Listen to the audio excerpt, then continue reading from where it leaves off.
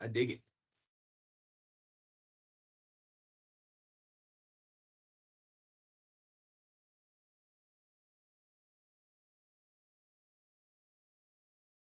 All right. Well, we welcome you back to our Webb County Master Gardener Lunch and Learn series for the summer of 2024. We're pleased to have our next presenter here. And so I will go ahead and turn it over real quick. If you have questions throughout the program, feel free to stick them in the chat. If you're watching this recording at a later time, feel free to reach out to us at the AgriLife Extension Office. We'll be glad to assist you the best way we can. So JJ, I'll let you turn it over to you, sir, to introduce our speaker, and then I will be here answering questions in the background. Thank you, Jeff. So good afternoon, everyone. Thank you all for joining us today in this Lunch and Learn session. We are thrilled to have a special guest with us, someone who brings a wealth of knowledge and experience in the field of horticulture. Please join me in welcoming Brad Voss, the County Extension Agent for the Horticulture with the Texas A&M AgriLife Extension in Collin County. In this role, Brad provides invaluable research-based information and educational programs to the residents, landowners, and the horticultural producers in Collin County. Brad holds both a Bachelor's of Science with honors and a Master's in Science in Agricultural Sciences with Texas A&M University from Commerce. His areas of expertise include soil sciences and fertility, plant nutrition, and integrated pest management. With such a strong foundation, Brad is well equipped to help us understand the complexities of horticulture and how we can apply this knowledge to our own practices. In addition to his impressive academic background, Brad served our country as a signals intelligence analyst in the United States Army. His diverse expertise have undoubtedly contributed to his holistic approach to horticulture. Brad is particularly passionate about discussing the intricacies of Black land soils and the principles of earth-kind landscaping. These topics are not only crucial for our successful gardening and farming, but also for sustainable environmental practices. Outside his professional endeavors, Brad is a devoted family man. He and his wife, Audrey, are both proud parents of two boys, Owen and Reese. Reese, there you go. Reese, got it. Without further ado, let me introduce Brad Voss. Brad, thank you for being here today. We're excited to learn from you and your expertise and insights. Awesome. Thank you very much, JJ. Thank you, guys. Thank you so much. Wonderful introduction. I appreciate it. Sorry I shared my screen in the middle of that. I was trying to get set up and Teams just decided that, no, we're ready to go. Let's rock. So I'm going to go ahead and share my screen. Today, we're going to be talking about earth-kind sustainable landscaping, which is a whole lot of soil management coupled with some plant selection. I don't want to get too ahead of myself, but earth-kind is a wonderful, wonderful landscaping system that can make you incredibly successful. But there's a few underlying foundational pieces that you have to understand, or it's not going to work the way that it should. Okay. So we're going to get into that today. I've got about 40 to 45 slides to cover, so we might be booking it a little bit. If you've got questions, like Jeffrey said, throw them in the chat. We'll get to them, but let's get rolling. So, what is earth-kind? Well, it's a landscaping system. Imagine that. It's a sustainable landscaping system that focuses on balance within your landscape. That balance is going to allow us to conserve water and protect the environment because it gives us the judicious use, the ability to use landscape irrigation pesticides and fertilizers less. We can be more judicious with those uses. Our greatest environmental concerns, and these go back decades, long before my time, I would argue probably long before all of our times, that these concerns have been on the radar. Number one is that water conservation. In our landscapes, it's wasting irrigation water. I do a lot of lawn care education up here in North Texas because that's probably our number one source of wasting irrigation water, is just pouring it onto our grass. And we don't need to. Number two was the misuse of fertilizers and pesticides, whether it's too much, applied incorrectly, or no need to apply it in the first place, or using the glug glug method for measuring out pesticides. So we were damaging our air and water quality. Decline of our beneficial insects and pollinators goes right into that misuse of pesticides, excessive use of pesticides. And then the last one is allowing organic materials that we could put to work for us in our landscapes to be sent off to the landfill. So where I work, about 10 minutes north of me is a big old landfill. I call it the Melissa Mountain. I really don't want to have to build another one of those anytime soon. So if we can keep a lot of those materials in our landscapes, the better off we're going to be. So the goals of EarthKind, number one up top, water conservation. Where I am in North Texas for the first time, and this is, I promise I'm not gloating, guys, but for the first time in my lifetime, 100% of our reservoirs are at 100% capacity. We may never see that again. I'm surprised we ever saw it this time, but water conservation is going to be a concern going forward. That is just a fact of life. We've got more people drinking it, more people using it, and less places to hold it. So water conservation is the number one goal of EarthKind. Number two, we want to try to increase and protect the pollinators and other beneficial insects that we have in our landscapes. That goes right in with reducing the amount of fertilizers and pesticides that we're using. We only want to use those products when they are needed, and we want to utilize them appropriately. We want to increase the amount of plant diversity that we have within our landscapes. When I'm teaching lawn care, believe me, I am telling people, if you want to have a healthy, strong lawn, you probably need to clean it up with some weed control. Yes, I'm going to tell you to kill all the dandelions in your yard to make your grass strong. You make up for that food source loss in your landscape by planting more variety, blooms throughout the season. I've got some slides on that when we get later on, but we want to make up for that in our landscapes. And then the last thing is try to use those organic materials in our landscapes so that we can reduce the amount of those wastes that are actually going to our landfills. EarthKind's not hard, guys. It really is common sense, practical approach to landscaping. It's the time to give that extra bit of thought about what you're doing before you go do it. What am I trying to achieve? And is what I'm about to do going to achieve it? That gives you the time to think, do I actually have a problem? Or you like me, you're like my brother, and it's the lawn care season, and yeah, I don't really need to do anything, but I like doing yard stuff, right? That's what we're trying to get rid of, is the doing because we think to do, but we're not actually accomplishing our goal. Does it make sense? So EarthKind is really built out of two twin pillars, and that's EarthKind soil management and EarthKind plant selection. I am much more a soil person than I am plant selection. My background is very much in soil fertility, soil management. I come from an agronomy background, so row crop sciences, and less so ornamental horticulture. So when I'm thinking of landscape horticulture, I'm thinking in terms of yield. How much money do I have to put in to achieve what do I want to achieve? And I'm aggressively frugal. That's coming from that agronomy background where we've got economic thresholds that determine when do we apply a pesticide, when do we fertilize, and when do we not. In ornamental horticulture, most homeowners don't really care about that. They're not so much looking at that return on what they're spending on their lawn. Some of us are, but a lot aren't. So let's start with EarthKind soil management. Essentially with EarthKind, we're trying to mimic Mother Nature, emulate the floor of a mature hardwood forest. The soil is mulched year-round with leaves, sticks, twigs, branches, dead stuff. We've got organic material blanketing that forest floor, like you see in the picture to the right. These materials are decaying continually, and they're getting replenished continually, but they're adding that organic matter back to the soil. What better to grow plants with than the stuff plants were made out of? Okay, that organic material is fueling that soil. Before we go any further, soil is alive. It needs to eat, drink, and breathe. So you've got to have organic matter down there for your microbes to eat. They need air so they can breathe, and they need some water. All right.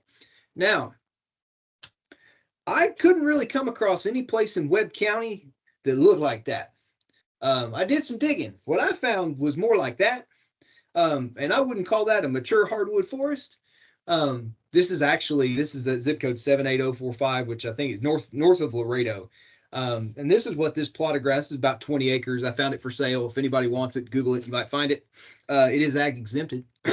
However, you guys live in a very arid environment. I know Jeffrey was telling me you guys got some rain and have received a lot more rain as most of us have this year, that's not the normal. This is very much that one-off type event. But you guys live in an arid environment. There's a lot of bare soil. Luckily, you guys have similar soil types to what I'm dealing with. More so than I dreamed when I first started making the next few slides. But this poses a challenge. Where I live, we generally get around 40 to 46 inches of rain a year. You guys get less than half of that in a normal year. That is going to pose some challenges as we go forward. But because you guys have clay soils, we are very similar in our management techniques. So if you want to learn more about the soils of Webb County, here you go. The NRCS did a soil survey of Webb County. It is 279 pages of goodness, all available online free of charge. You guys have 30 different soil series. Y'all are a massive county too. Like 3,366 square miles, which is basically Collin County, Hunt County, and Grayson County added together. Yeah, it's a big place. Most of it looks like the picture I showed you. You guys have a mixture of soil textures, as most counties do. The majority of the county are clay soils, except where you guys are, probably most of y'all are in Laredo, where you've got some loamy soils. Like I said, less than 20 inches of rainfall annually, typically. And your soils tend to be mostly alkaline. All of our parent materials are highly calcareous in nature. We used to be underwater at some point. So lots of limestones, marls, shale that are built out of tons of calcium. That gives us our higher pHs. I was doing some comparisons. Where I am in Collin County, north of Dallas, and where you guys are down there, our pHs are basically the same. So let's talk about the ecoregion, which y'all fall in the South Texas Plains. Typically alkaline soils. Mostly you may see some acidic clays, but that's going to be when you start getting down closer to the Rio Grande, where you have water that is washing some of those basic elements out of the soil. You're able, with moisture, you can flush some of those alkaline materials out, and you wind up with more acidic. Most of the county is going to be alkaline as you get to the north and to the east. So y'all have a mixture of soil depth. Some of those soils are very deep. That's where you're going to see the bigger plants. When you're in those caliche areas where you've really just got short, like scrub brush that's thick, those are going to be our more shallow caliche soils. Guess what? We've got caliche in North Collin County, where my colleague who shares through that wall, where he grew up north of town, you had about 2 inches of soil before you hit rock. Okay. So our areas are really quite similar. Y'all actually have what are known as vertisols. Guess what? So do we. Vertisols are a soil class. They are clayey soils known for their shrink and swell. Y'all soils crack like the dickens down there. Well, so do us. So if you look here, hopefully you guys can see my pointer. Here we go. This is the Blackland Prairie. I live in the Blackland Prairie. You guys do not. Y'all are South Plains. However, y'all have what are known as these eusterts, which are a form of vertisol soils. And I know this means nothing right now. It will in a little bit.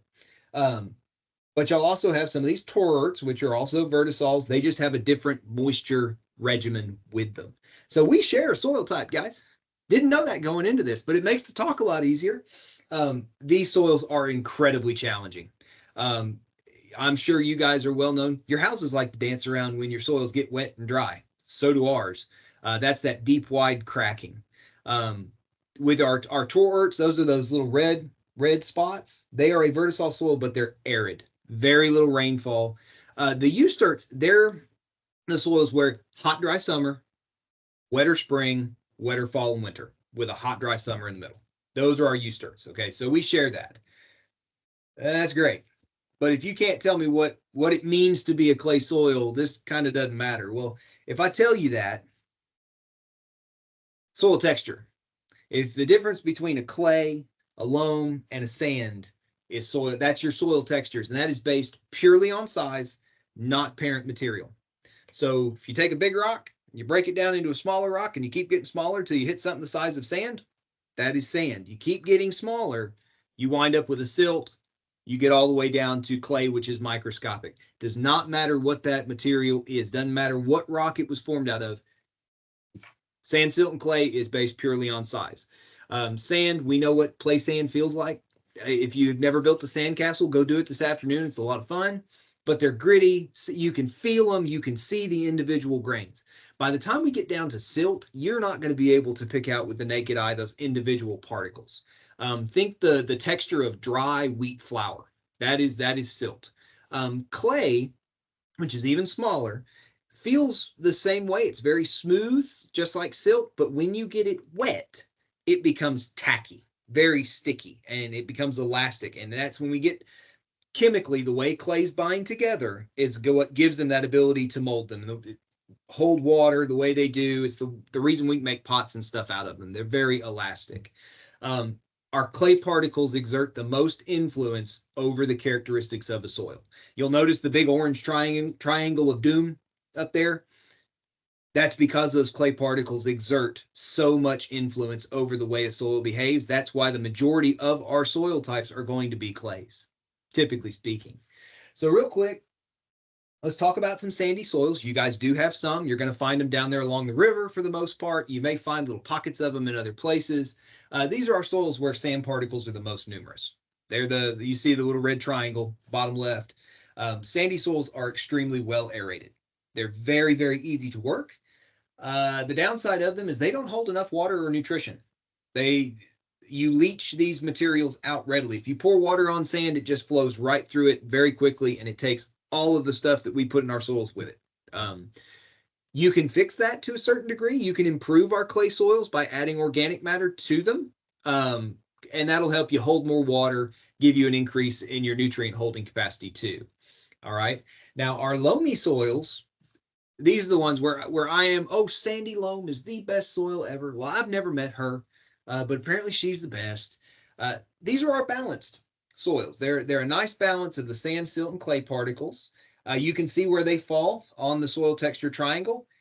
That is the center of that triangle as far as balance of characteristics. And it's skewed towards the bottom of the triangle because clays exert so much influence.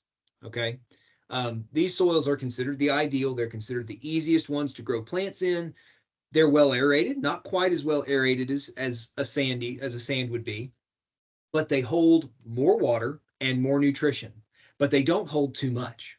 They are the ideal. If you know somebody with loamy soils and you're complaining to them about your struggles with plants, they probably don't know what you're talking about because they've never experienced it. They just think, you stick something in the ground, it grows. It's magic. Those of us with clay soils, no, they have no clue how hard it really can be. All right. You can still improve your soil structure by adding organic matter. Loams are the ideal. Yes, ideal texture, but how they're actually assembled, you can still improve with organic matter. All right. Now, our clays, our most fun soil types, they are very challenging. They're where our clay particles are the most numerous. They hold extremely large amounts of moisture and nutrition. In the springtime where I am, they hold too much. Right now, with as much rain as you guys have had, some of those soils and probably holding too much water right now. That water retention is critical when we start getting later in the year and we haven't received any water. So we can harness that. But there are times clay soils will hold too much of a good thing for us. That's when we start getting that poor aeration in the root zones. You push the air out of the soil with all that water. Plant roots, you remember your soil's alive. It needs fuel, it needs food, needs water, needs air. If you push all the air out, you're going to wind up with some rotted roots down there. These soils are difficult to work. When they're wet, they're too wet. When they're dry, they're too dry. So it's either like trying to plow soup or it's like trying to plow concrete, and neither works particularly well. In terms of growing plants, they're tough. Clay soils are pretty much tough for everything. So now that you're oriented to our different soil types, let's focus on soil structure, because this is what we can really meaningfully change. And this is the arrangement of those soil particles, sand, silt, and clay. How you actually glue them together is your structure. And this is incredibly important when it comes to water movement, water management. Ideally, you want 50% solids, 50% pore space, as you see in that image to the right. In your pore space, you want that split 50-50 between air and water. Okay, it doesn't always happen. In the springtime, we get a lot more water than air. In the summer, it's pretty much all air. But that's the ideal. With our clays, it's very easy to compact them down and you lose a lot of that pore space. You're losing space to hold water. You're losing space to hold air. You're losing space where your microbes live. You're losing space where your plant roots grow. That pore space is incredibly important to having a healthy, active soil. Notice on this image, there's that little green sliver, the organic matter. When we're talking soil texture, we've got clay, we've got silt, we've got sand. There is no organic matter in this triangle. We are just talking those mineral particles.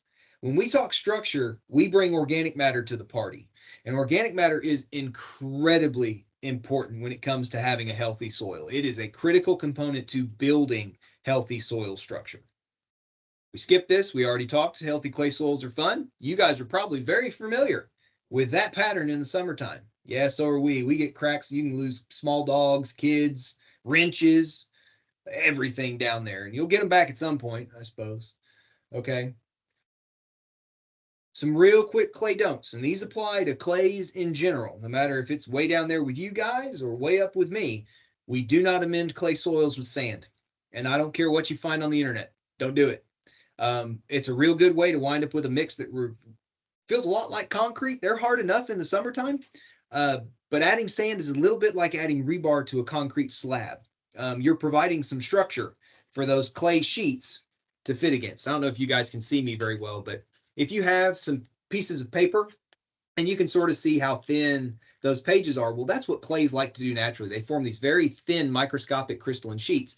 Well, if you give some sand particles in there to sort of give it some structure in between those sheets, they just get a whole lot harder. It doesn't always happen, but when it does, it's no fun. So please don't amend with sand.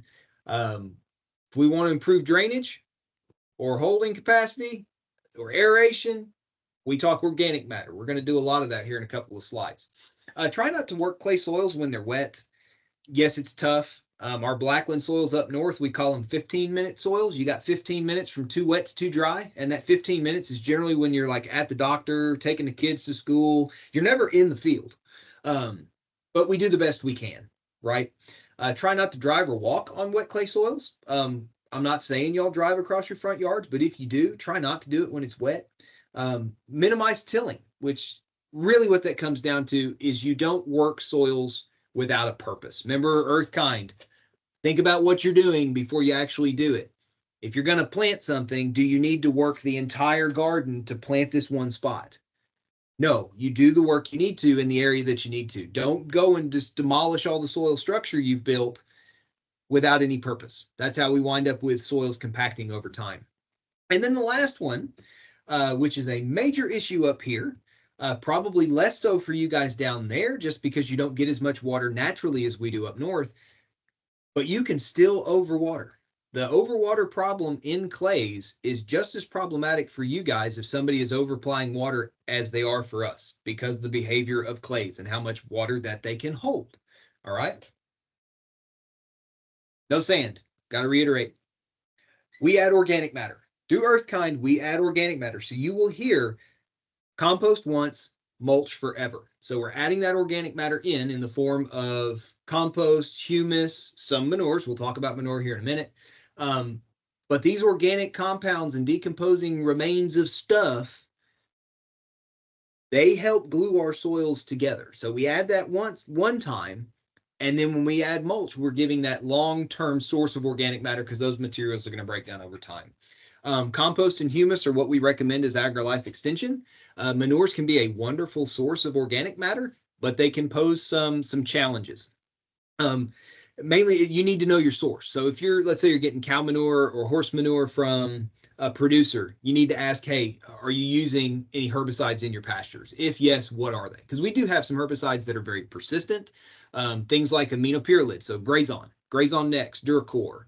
That can survive the trip through the cow and still be herbicidally active. Okay, so we want to be aware of that. I'm not trying to scare you. It's just, it's out there. It's a fact of life. And I know you guys have a ton of cattle down there, so be aware. The other thing with manures is they can tend to be salty, especially things like poultry litter, raw poultry litter. So we need to be careful with that. We can burn our plants with too much salt. One of the best things that we can do with manures is leave it in a pile somewhere to get rained on and beaten by the sun for a year. essentially let it compost. And, rain can flush some of those salts out of that manure so it's not as hot, okay? As I said, organic matter plays a huge role in soil quality and fertility. It is the fuel for our soil, and it's a long-term nutrient source back to our plants.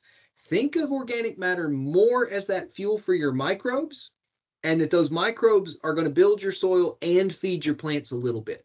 Don't think of compost as a fertilizer. Yes, with Earthkind, that distinction gets a little blurry, but from a soil management standpoint, you are feeding your soil. And if it chooses to feed your plants a little bit, that's a bonus. Now, when I say compost, I'm talking high quality, fully finished plant-derived compost. No large chunks of stuff. I mean, if you open a bag of compost and it's got a fence picket in it, take it back to the store. Large pieces of material take a lot longer to break down. Okay, small chunks, not as long. This stuff should be really dark in color, almost black in color. A slight earthy smell if it smells like anything at all. Good compost generally doesn't smell like much of anything when it's dry. If it's kind of wet in the bag, it might get a kind of earthy smell. Some people don't like that smell. Some people do. It's a bit like cilantro. I know people that think compost just stinks. And then I'll smell the same stuff and go, no, that's just what compost smells like, okay? The last thing you can check for with good high quality compost, rub some between your hands. These are Dr. Steve George's hands. He and his wife Brenda brought Earthkind to the world about 30 years ago. He is the father of Earthkind, okay? But when you rub compost between your hands and let it fall, you're going to be left with humus in the cracks of your hands. This is dark material that's in the cracks of his hands. That's a wonderful sign. And all humus is just organic material that has broken down to a point that it resists further breakdown. Okay, not hummus. It goes on a pita cracker. If you put humus on that, that's a very different experience. All right. Last thing, if your compost smells bad, don't use it. If it stinks, and I'm talking like rotten eggs, ammonia smell, something's wrong with it. It's probably not finished composting. And if it isn't, it's going to be pulling nutrition out of your soil as opposed to giving it back. We want to use fully finished compost in our landscapes. So how do you get this organic matter in to your landscape? Well, if it's a new landscape or a garden, that's easy. Till in 3 to 6 inches of compost as deeply as possible. Easy peasy. If you've got an existing landscape around your house, you have plants that are already there you don't want to disturb. Well, you can't go tilling around those plant roots. That's a good way to hack. It's a good way to kill plants. They don't like that. Just apply a 2 to 3 inch layer of that compost at the soil surface and then cover that with mulch. Easy. Mother Nature will take care of the rest. Earthworms, beetles, bugs, other creepy crawlies, they will move those materials around over time. Okay? Just put it down, cover it with mulch, forget about it, let it do its thing. I recommend adding compost to gardens like vegetable gardens in between your growing seasons. So pretty much anytime you're going to be working a garden bed, a vegetable garden bed, go ahead and work some compost in. You're already doing the work. You might as well scatter some on top. It's easy. Now, the other component of an Earthkind soil is mulch, shredded hardwood mulch. Again, it's another great example. Shouldn't have big chunks of stuff. I bought some, I love it. It's mixed cedar mulch. It's the cheapest stuff I can get at Home Depot. Other retailers are available, but it was cheap. It was on sale. I swear they just ground up cedar fence pickets because I found one that was like 1.5 feet long. It happens. But you want these materials to be shredded so that they knit together and hold. If you have large chunks of material and you happen to have a gully wash storm, you might float some of those materials off. When the mulch is knitted together, and if you can see me, I'm sort of interlacing my fingers, you get this beneficial brush pile effect where it's got some gaps in it. So you're going to allow water and air in. You're going to allow some excess moisture to evaporate, but it's going to knit and sort of make a blanket and hold itself in place. Like after it's knitted, you may come back a year later and you're trying to move some mulch aside, and you're just going to break off this big sheet of mulch. That's what we want to see. That is that mulch holding itself together and keeping that moisture down there, helping us conserve moisture. 3 inches is enough. Any more than that, you can wind up trapping too much moisture during the times of the year that we have excessive. Honestly, this is more of an issue where I am than it is for you guys. We get 2.5 times as much rain as you do. Probably not as worried about more than 3 inches of mulch where you guys are. Now, you do need to still leave 6 inches around the base of woody plants. If you would push mulch right up against trunks of trees, shrubs, other plants, we can trap moisture and rot those stems off. We don't want to do that. And every year, just top the mulch back up to 3 inches. No need to replace. Don't do that. Don't want to do that. Just top it back up. Scatter it on top. It's easy. Avoid inorganic mulches. They don't do anything for us. From a soil nutrition standpoint, they don't provide any. They're going to trap and hold heat. You guys have more than enough. To put it into perspective, where we are in North Texas is kind of y'all's February right now. So we're kind of like, ooh, it's hot. And y'all are telling us to quit whining. They also have extremely poor moisture retention. Goes right into that holding heat. If we heat up our soils, we get more evaporation. We don't want to use them in our landscape beds. So you can see where the blue and the black is in this picture. We don't want to do that. Where the walkway is, that's fine. That's okay. I mean, I still don't like them. I was in the Army. These rubber chips, they put them in PT pits, and when it's 1,000 degrees outside, they glue themselves to you. I hate them. All right. But from a soil nutrition and building soil standpoint, we don't want to use them. They don't bring anything to the game. Yes, they don't have to be replaced. Tough. We want to have to replace them. That is part of the point of the mulch. It is that long-term source of organic matter. In Texas, pretty much going to get an inch of breakdown per year. You guys might get a touch more because you don't get as cold as we do. Microbial activity varies with temperature. But no, in Texas, we don't get cold enough to stop microbial activity in our soils. We don't.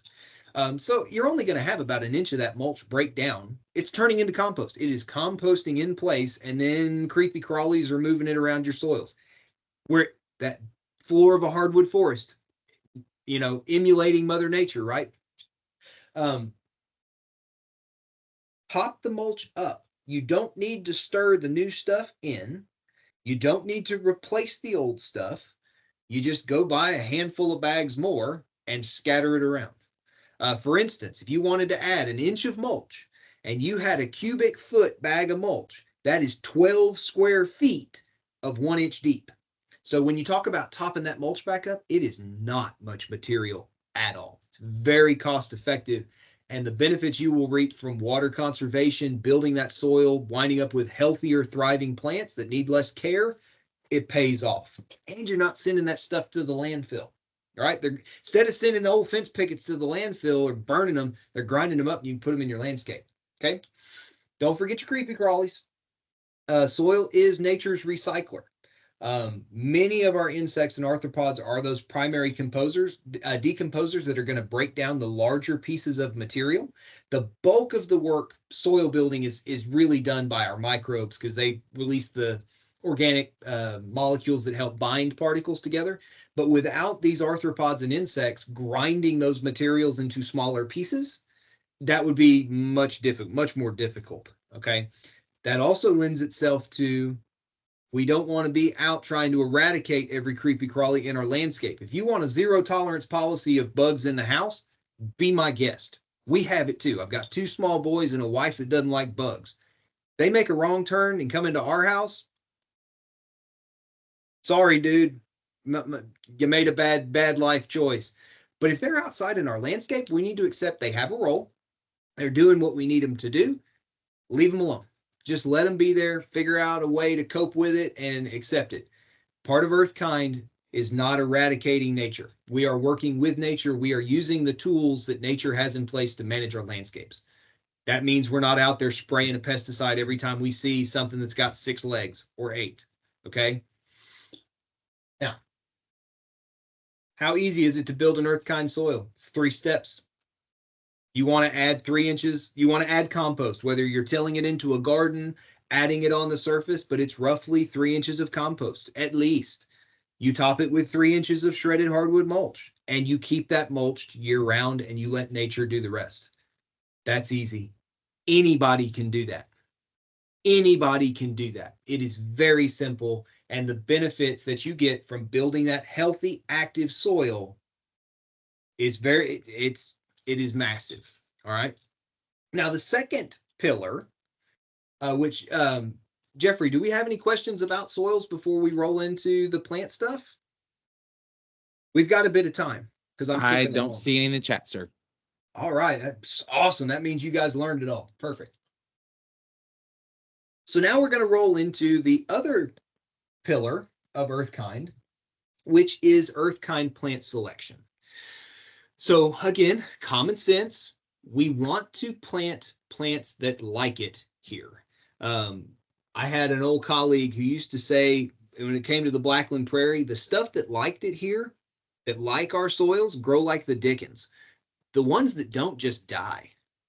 So it goes without saying, don't plant the stuff that just wants to die. We want to use plants that can thrive in that Earthkind soil and then withstand our Texas conditions, those harsh, tough Texas conditions, which is hot. And I mean, it's the folks, heck, Jeffrey's from out east, so he might relate. This is a special kind of heat. We get folks from like way up north and they say, look, it's hot in DC, it's 100 degrees. No, you ain't experienced it yet. So we need plants that are able to cope with that and sort of laugh at it. When you choose plants that are able to deal with those droughty conditions, not require a lot of water, aren't really susceptible to a lot of pests, a lot of disease pressure, and you build a healthy soil, they take care of the rest of it. That cuts down the amount of maintenance that we have to do by an awful lot. And that's where we're trying to get with Earthkind. We want that balance. We want a landscape that's going to take care of itself. If you get some pests roll in, you need some beneficial insects out there, some predator insects that are going to help eat some of those so that you're not out there having to do a spray. You know, the easiest way to equate it is if you're walking, go out your front door to get your mail and you come back, and every time you come back, you go, man, my landscape looks great. You keep doing that over and over and over and over again. And you go get the mail and you come back, wow, my landscape looks great. And then you see a pest, but your landscape still looks great. Do you really have a problem? No, it's taking care of itself. So as Steve George would say, Dr. George would say, plants with the strongest, best adapted, most pest resistant genetics. And the way you do that is through trialing. And I've got a couple slides about the Earthkind trials. But you're looking for those plants that they like the soil that you build. They don't mind the conditions that we put them in Texas. Okay. And we've got a whole bunch of them. I would argue that where you guys are, you probably have better selection than we do. We grow a lot of the things that y'all grow down there. We grow them as annuals because we freeze them out in the wintertime. But there's lots of stuff down there that would be considered perennials. We kill lantanas up north, not all the time, but we can. Hey, oleanders, we kill the snot out of those in North Texas because we get too cold. So you guys have a wonderful plant palette for down there that can laugh at some of those droughty conditions. We want to try to use Earthkind plants. You're not going to find something labeled as an Earthkind plant. We're working on that. But really what that translates to is drought tolerant, pest resistant, disease resistant. I've got some plant profiles in a few slides. I'll show you what you're looking for. You can Brad, find I had a question pop up, sir. What's up? What about when talking about with clay soils? Can earthworms survive clay soil? Oh yeah, they're fine. And I can remember as a kid, you go through, I don't know what grade it is, somewhere between 1 and 3, and you learn earthworms are good for dirt, and it is so true. Earthworms love pretty much all soils. You may not find as many earthworms in sandy soils.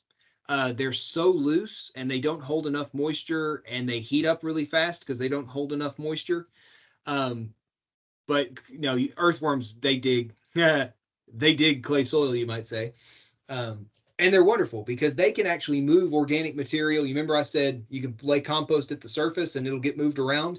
Yeah, earthworms will do that. They'll come up, eat some of it, and then dig back down in the soil. And as they're defecating out their castings, that's that organic material being moved throughout the soil. Plus, they're digging tunnels that plant roots can exploit. Water can, it's allowing pathways for water. If your soil dries out, it's now for air. Now, earthworms love clays. Any more? Cool. We'll keep rolling. That's all I've got, sir. Cool. So we'll talk the superstars real quick, because you can find plants that are labeled Texas Superstar. Pretty much any of the superstars fall within Earthkind. They're gonna dig it. This is a program that's an AgriLife program in conjunction with, I forget all the partners. One of them is the Texas Department of Agriculture, as part of the Go Texan plan. But they are excellent choices.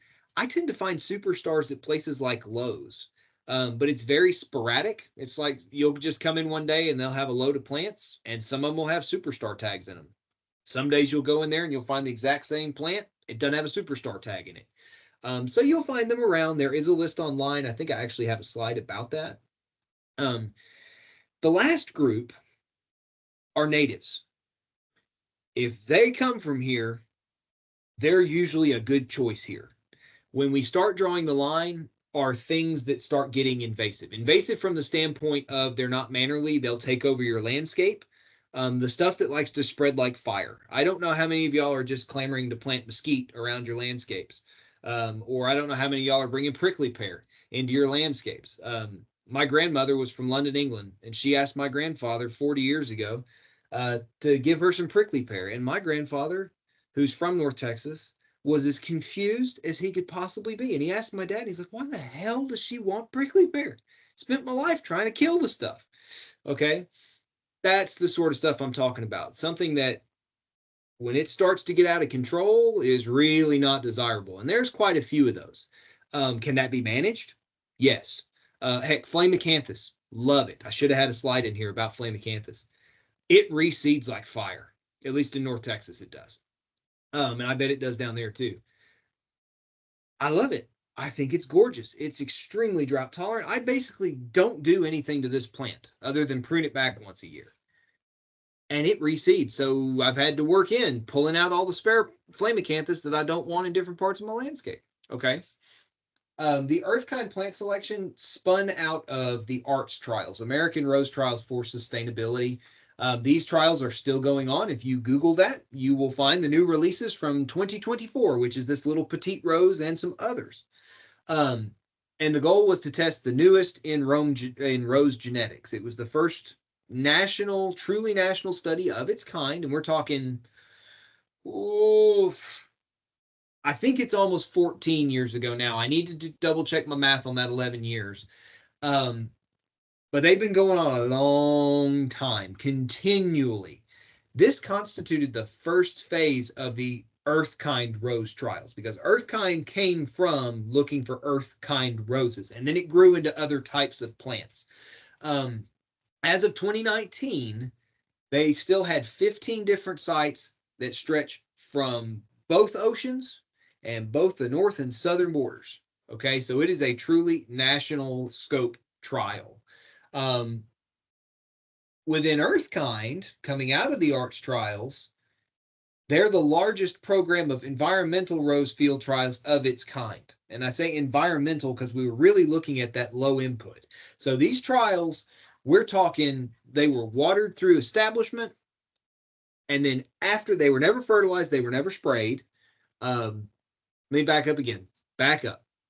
We composted the soils, so we built an Earthkind soil. They were mulched year-round, continually mulched.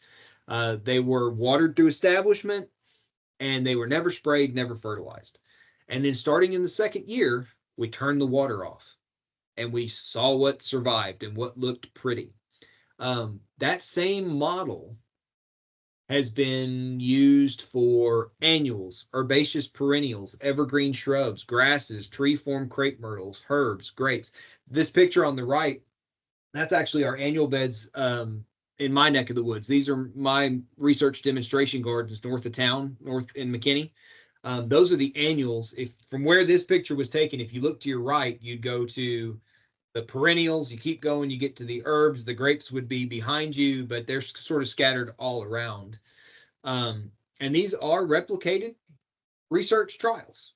So we've got multiple blocks, replicated plants in there. They are true research demonstration gardens. The Superstar program follows the same sort of pattern, but you add in marketability and availability criteria. So we're not just assessing plant performance, we're also assessing, and I say we, it's another group within AgriLife, David Rodriguez in Bexar County. There's representatives across the state. I'm not one of them.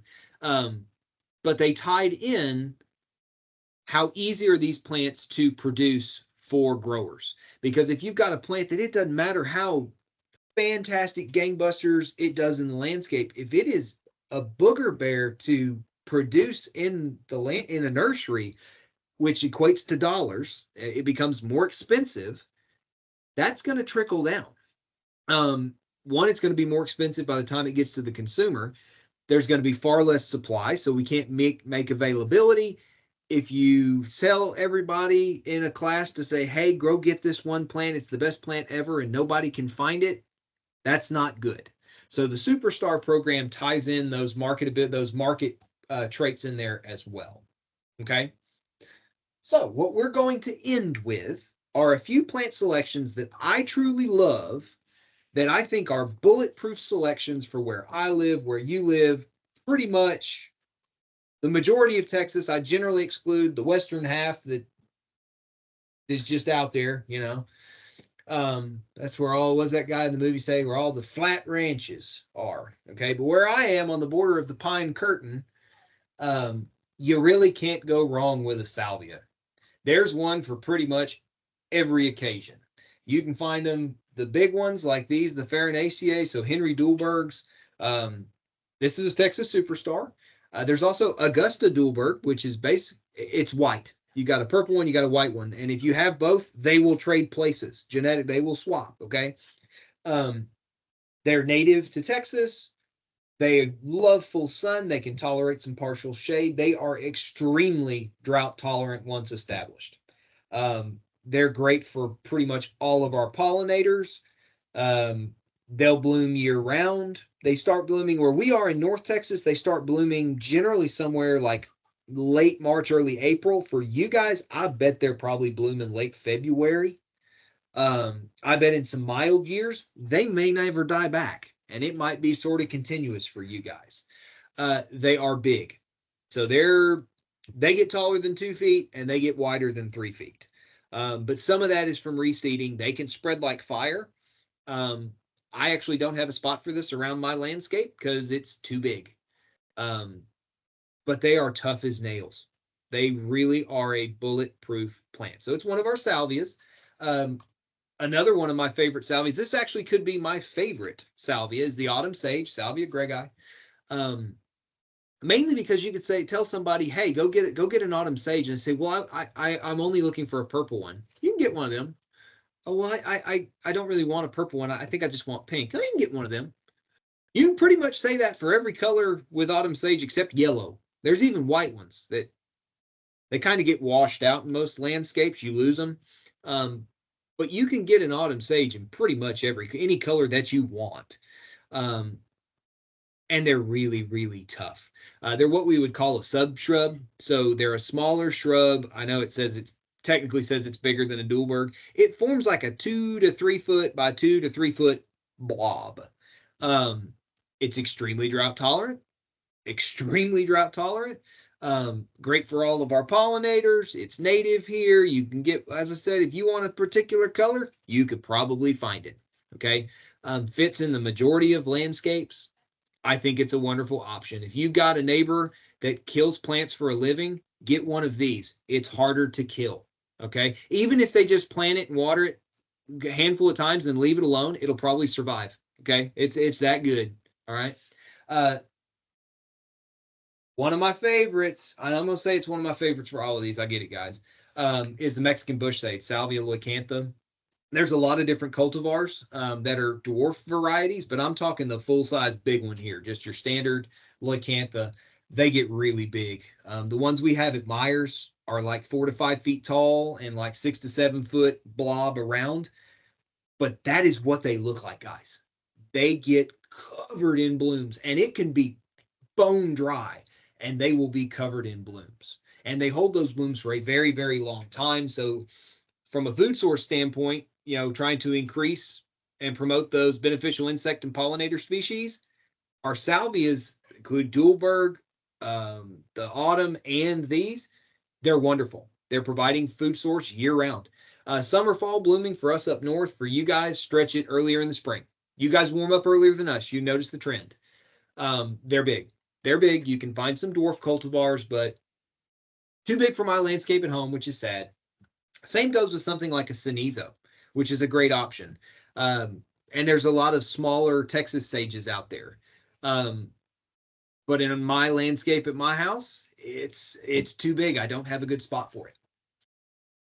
Rock rose, the little mini hibiscus. I love this plant. I beat the snot out of it with my hedge trimmers all the time because it is trying to take over. It reseeds as well. It spreads like fire. It's choking out my Gara right now. Another native. You're noticing a theme here. Loves full sun. It'll eat it up. Doesn't mind some shade. It will still give you really good bloom quality even with shade. Extremely drought tolerant. This is one of those ones that in our clay soils, we need to improve that drainage a little bit because if it's sitting in water a lot, it doesn't particularly like it. But when it gets bone dry in the summertime, oh, it'll take it like, it will look like nothing's going on, okay? This is one of the plants that I never water it up here. Again, I get 2.5 times more rain than you guys do. Y'all might need to give these a little bit of a drink. If so, treat them like a tree, little miniature tree. One water, deep and frequent watering, give it a good, long, deep, soaking drink, and then don't water it for a long time, okay? It'll tell you when it needs a drink. Blooms early, season long, good for all our pollinators. Y'all are noticing the trends. These are the plants that I would call earth kind plants. Don't need any inputs. Give back to our pollinator species. Blooms year round. Maintenance, easy maintenance. This one's probably on the higher end of maintenance because it's going to spread. That's okay. You can take your pruning shears and get to hacking at it. I'm pretty sure you could cut it all the way down to the ground and be like, oh no, and it just pop right back. Okay. Very tough, very forgiving. That's good. This one, red yucca, I don't know how to kill them. They're probably, out of all the plants I'm going to give to you guys, is my least favorite. And it's really just my least favorite because where I am, people either plant a crepe myrtle or a yucca. And I want more variety. And yes, I know you can get them in yellow. I want more variety. But they're an excellent, excellent option. Very low. Once it's in the ground and established, leave it alone. Don't water it. It doesn't want it. I'm sure you guys, as you're driving around, you see these things everywhere. There's a reason for that. They don't need our help. And they're also very, very good for our pollinators. Those wonderful flower spikes are tremendous. You'll see hummingbirds fight over these things. Just like you'll see them fight over hibiscus flowers, like the big ones, like Lone Star, and some of the Texas Star and some of the others. Hummingbirds will fight over yucca plants as well. These get very tall, but it's not like having a hedge. You get the flower spikes are what gets tall, not the main crown of the plant. Okay, so they're a great earth kind option. The last one that I had for you guys is Gara. There's a handful of different cultivars. This one in particular, the Lindheimer's Gara, is the main one that I would consider earth kind. It's perennial. It's a native here, full sun. It can tolerate a little bit of shade, but I found mine really prefer full sun. Otherwise, they get kind of thin and wispy. All the pollinators like it. This one, it's gonna cut out flowering in the heat of the summer, especially where you guys are down south. So you'll get a big flush of blooms early in the year, and you'll get some again in the fall.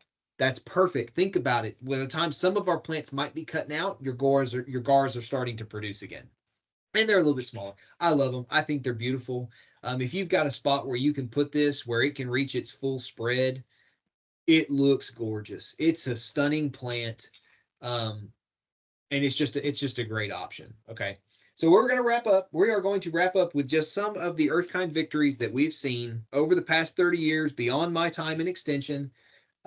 Just protecting us and protecting our communities, protecting the earth. So those multi-year research trials, studies on roses, perennials, tree-form crepe myrtles. We showed that cultivars with superior genetics, not the ones that didn't do so hot, but the ones that looked gorgeous, they gave outstanding landscape performance with minimal maintenance. We left them alone. We did not spray them. We did not fertilize them. Okay. We had an estimated 95% reduction in irrigation That's that first year through establishment. Okay. We did turn the water off eventually, right? 100% reduction in fertilizer and 100% reduction in pesticides. That's tremendous. You think about, and you guys, I'm sure you've all driven around and seen somebody doing something stupid in their yard. If we cut out the need for those products, all right, when we don't need them, that goes a long way to protecting our air and water quality. Okay. Doesn't mean we don't use them outright. We only use them when they're necessary, that judicious use of fertilizers and pesticides. We demonstrated that a 3-inch layer of mulch, it says recycled yard debris. It's whatever got ground up and stuck in the bag, okay? Served as a superior slow release fertilizer. That's that soil fuel. Eventually, it's going to be given back to your plants. You feed your soil is going to feed your plants. When we're talking, this is perennials, trees, shrubs. When we start talking vegetable crops where we're removing nutrition, we have a less closed cycle. These things change. But for our plants that they're pretty much in place, they're in a closed system, this is what we demonstrated. We improved soil till, so our clay soils became easier to work. They were far more porous, which gave us that better drainage, better root development, which is critical. And our soils were cooler. So thinking back to that picture of that 20 acres that I was trying to sell y'all, man, that soil that's getting the beating sun, oh my gosh, I bet it's set like a clay pot because it's just roasted. Having these mulches shading our soil keeps our soils cooler, helps reduce evaporative loss, and makes it a much nicer place for our microbes to live. Large-scale use of recycled yard debris significantly reduced the amount of pressure going to our landfills. We're already sending a ton of stuff to the landfill. Let's try not to send the stuff that we can actually put to good use in our landscapes. Doesn't mean you need to be a backyard composter. I'm not. My two strikes. One, my wife does not want a compost bin anywhere around our house. And number two, we wouldn't generate enough material to actually compost with. Okay. But the more that we can use those materials, store-bought materials, the more call there is for companies to stop that stuff going to the landfill and produce those products for us to use, if that makes sense. Okay. So these numbers are maybe 5 or 6 years old, so they're probably a lot bigger now, and these are estimates. But if we had widespread adoption, think across the state of Texas, think how big Webb County is, think how big you start getting up into the Metroplex towards Central Texas, over a 5-year period, and this is from the city of Dallas, big old honking place, 27.5 billion gallons of water, with a B, billion gallons of water. You think about some of the lakes down there along the Rio Grande, like Amistad, Eagle. Yeah, we could probably use that water. Over 3 million fertilizer applications, 2.86 million pesticide applications. Those are all opportunities where we could have a runoff event that we're preventing because we don't need to use those products. That's major impact, guys. So imagine if we adopted it across the entire state of Texas. The benefits would be massive. All right. Truly extraordinary water conservation, which is that issue of water conservation is only going to get bigger, guys. Okay. We can't hide from it. We cannot continue to keep digging holes in the ground to fill with water. We got to start doing something about it. And that one, outstanding protection for our air and water quality. We stopped junking it up with stuff. So I want to give a shout out to Steve George. When I started years back, he helped me out an awful lot, got me involved in EarthKind, sort of gave me a little bit of purpose with my extension career. So I want to thank him for everything that he's done for me and for the other EarthKind folks that are scattered around the state. Look around, search EarthKind TAMU. You will find a lot of stuff. Hit up Jeffrey. He can find you some stuff if you want to learn more about it. EarthKind is federally registered as a trademark. It's one of the few trademarks things that AgriLife actually owns. And one of them is EarthKind. That's how important it is. If you guys have any questions of me, you can always hit me up. There's my email. You can call my office. I probably won't be in it. I'm here like maybe half the time in the springtime, summertime, something like that. But shoot me an email. I'm happy to talk about this stuff. And with that, I'll take your questions. I think I squeaked in 2 minutes under. Brad, I have one question, and I'll turn it back over to JJ for us. So you mentioned something about adding sand that would turn I guess, the soil into cement. So when planting for succulents and cactus, do you recommend adding sand to aerate the soil or amending the soil, or what does that look like? So when you're planting I will never recommend adding sand to a clay soil because of the reasons I listed earlier. You can wind up turning your clay soil into concrete.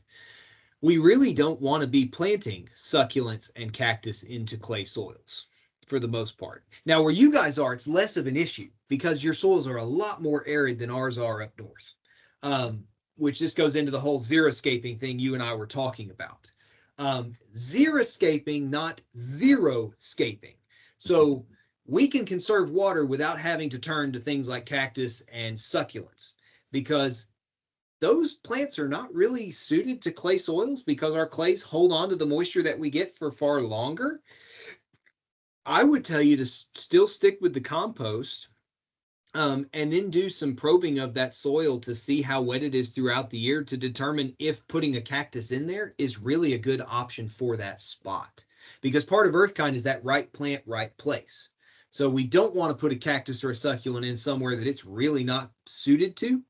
In the sandier soils, like in Laredo proper, down towards the river and stuff like that, where they drain more freely, that's probably a better option. There is something called expanded shale, which I did not talk about here because we didn't have time.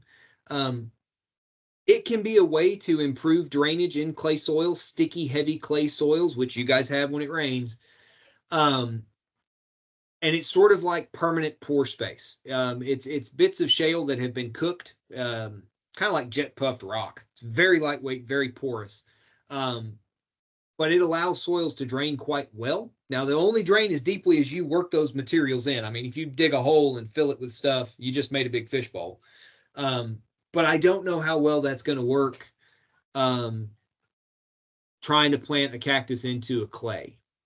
I may or may not have answered your question fully, but you might email me and we can keep talking about that. Or David Rodriguez might have better insight into that because we don't plant so much of that stuff up here. If somebody wants a succulent, they get a pot and they have a little baby one sitting on their desk because we just kill the things outside.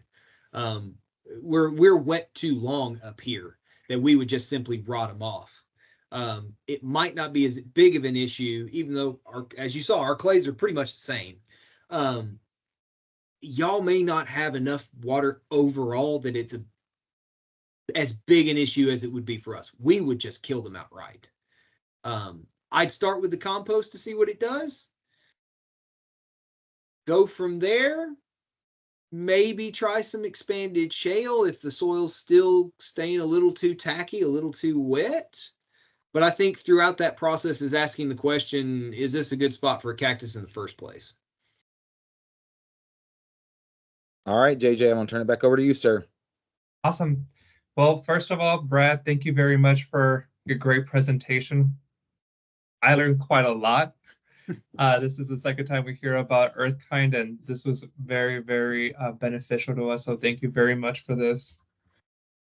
The rest of everyone who joined, just as a reminder, we have another Lunch and Learn on July 5th for the Summer Tree Care with Bill Green. Please sign up and have a great rest of your week and weekend. Yeah. Thank y'all for having me. Have a great weekend. One last nugget for me. If you're growing plants, you're just growing a root system. Everything we've talked about today was trying to grow roots. If you can do that, you have happy plants, happy roots, happy plants, and you got to give them a happy place to live. But thanks for having me, guys. This was fun. Thank you very much. Have a good weekend.